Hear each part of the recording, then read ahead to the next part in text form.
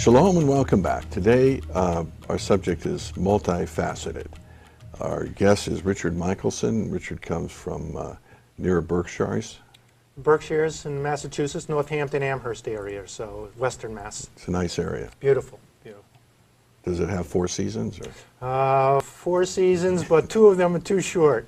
One very long season and 3 that zip by. It's a great area. Well, to our viewers that you can watch this on Comcast, here's one of your fellow compatriots. Well, please do tune in. Now, on the issue of authoring, is there such a word as authoring? There is now. We just made it. You've chosen children.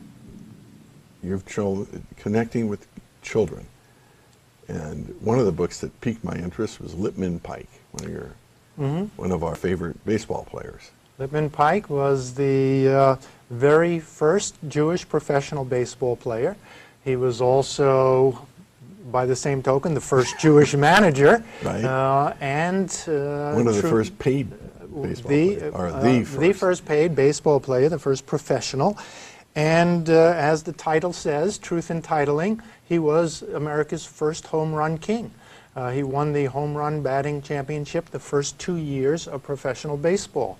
Now, what years are we talking? We're talking 1871 and 1872. So a mere less than a decade after the Civil War, Pike comes on the scene and is banging home runs, but not over the fence, because I don't think they had fences. They did not have fences, which makes it actually more impressive if you think that every home run was similar to an inside-the-park home run, actually. So he was also considered the fastest ball player at the time. In fact, a well-known story is that he took on a racing horse named Clarence and beat him by a nose and ended up making a pretty penny for himself with that exhibition.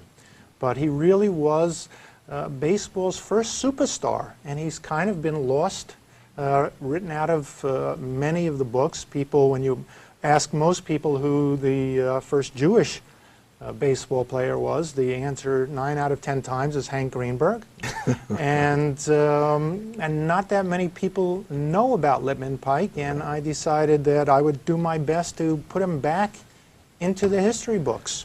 And the book the illustrations are fantastic. So by Zachary Pullen. Yeah, I mean, it's incredible. It's not just, it feels like from 1871. He did a great job. And I love the cover. It looks like one of these old-time baseball cards a little bit. We do have some pictures of Lip as he was during the day, and Zach got that handlebar mustache, or that mustache, just right. Yeah. Well, heroes. Was he a hero to the Jewish people at that time? Because like Sandy Koufax, of course, was one of our great legends, and Hank Greenberg, you mentioned earlier, right. and it goes on to Sean Green, and then Ryan Braun, and Euclid in the Boston area. That's right.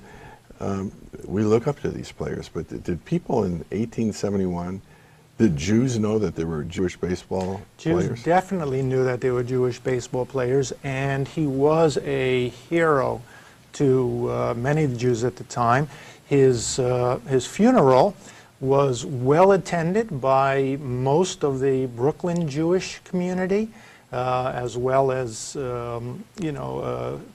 Brooklyn at the time was its own city, as well as people from the city of New York in Manhattan.